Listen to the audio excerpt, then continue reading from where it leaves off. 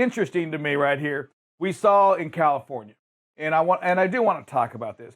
You know, Governor Gavin Newsom goes in there, signs a bill about this that signs a new law that these companies and we all believe this right here that Amazon's probably the one being targeted. They must disclose their new quotas or workplace productivity measures to the state. Wow. They must give those out. They must say, hey, these are our goals. These are our standards. And if the state, drive safe, Dave, and here's probably to me the most interesting part, if the state finds that these productivity measures are too high, that the standards are too, they're unattainable, if the state believes that, well, here it is. The company has to review their, to change their numbers, right? To bring them down. And guess what? Probably hire more employees. Right. I don't get it. I'll tell you, I don't understand that part at all. First of all, that's their productivity. How's the state going to come in and say, well, that's just too high? You know what? It's. I got a problem with it too, because doesn't the state want you to hire more people, producer? FedEx bringing in the Aurora technology, and Aurora is a newcomer to this technology. They kind of leapfrogged over everybody. Them in the pack car coming in with FedEx, Drive Safe Dave. They're going to own Interstate 45 between Dallas and Houston. That's what I hear. Back and forth.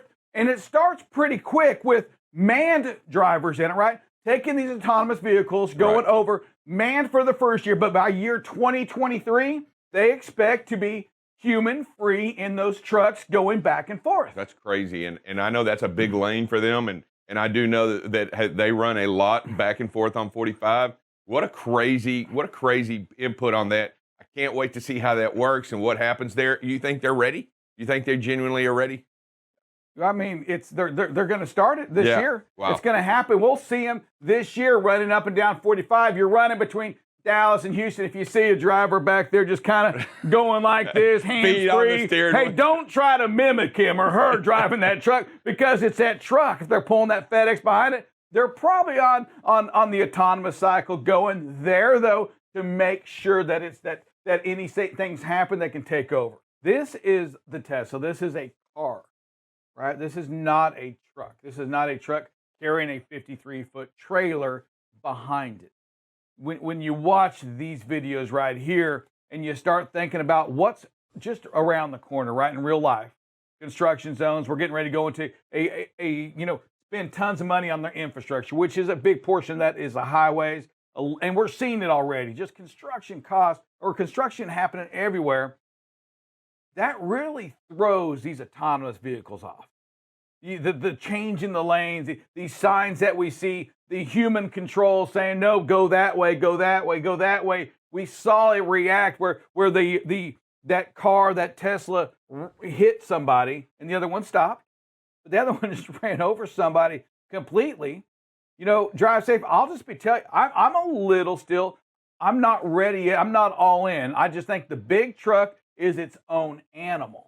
Chain laws, right? We're getting into the reason for the season, and that is to get charged a little bit more money in Oregon. They've now neared that price for the chain law to $880, almost $900 fine. And valid reason too. They put it that the delays, that all the bringing in the people to tow them out, it creates about $8 million a year of unproductive dollars, I guess, lost revenue. Lost revenue on the roads that are blocked by trucks being stuck by not following the rules in the snow zone in Oregon, because in Oregon they call them a snow zone.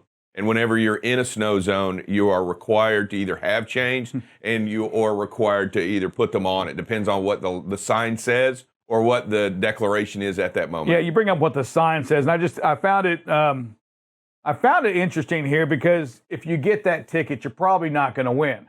And I say that because here it goes. It says all trucks must carry change. Here it goes in quotations. Whenever road conditions might require their use during your trip and signs are posted. Might. It doesn't sound like you're going to win that. You know what? There was a good chance that you needed the change. It was the season. Sounds like you're losing some money on that, sir. but $8 million of productivity loss and revenue. What we've done is we've talked, and when we talk about safety, we talk a little bit more about preventability instead of just talking about who's at fault. And a lot of the times it gets confusing because, hey, I had the right of way. Hey, he needs to yield to me. He needs to back off to me. He needs to slow down to me. And I'll tell you, we've got to get that belief in our heart and in our actions is that about preventability and about who's at fault, it really doesn't matter. As long as we can prevent the accident, we have a great opportunity to save lives.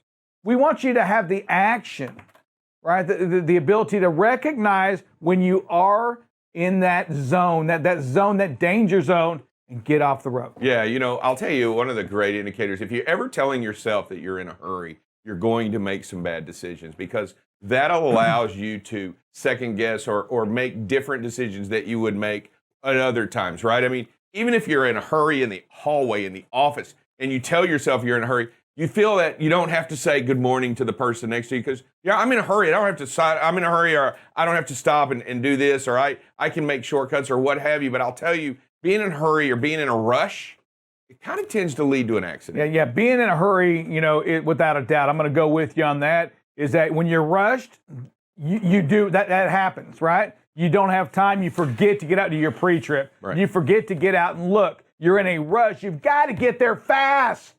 You're rushed, and that's just how you feel. And what we want you to do is recognize, I said, stop. I'm already late. I'm gonna be late, right. But I'm not gonna wreck and be late. I'm not gonna to take life and be late. I'm just gonna be late, and it is what it is, my friend. It is what it is. Here was sitting in and notice the heavy rain and watch the vehicle in front of you changing lanes and watch what transpires. Hydroplanes and spins out of control on the freeway directly in front of our truck, and the driver takes an evasive action moving into the lane where the driver was moving from. Show it again. See it, hear it again. Great video. Heavy rain. So, all right, so here we go, Drive Safe Dave. The importance that we talk about every day is it's not you, right? Sometimes you, the big truck, we're not always talking about you. You may have it all under control. We get that, but it's the other folks on the road that make a difference. Yeah, absolutely. I'll tell you, I watched this video a couple of times, and as I look at it, the driver moves from the right lane and is moving, I believe, just into the center lane to move out for these cars are coming. But because starts to hydroplane, can't straighten the vehicle, and then realizes and turns the wheel and overcorrects as it moves into the third lane and spins out of control. I believe that driver was just moving out of the way to let these people in, but this is what transpires going too fast in these conditions. All right, I'm going to tell you something on the same video right here.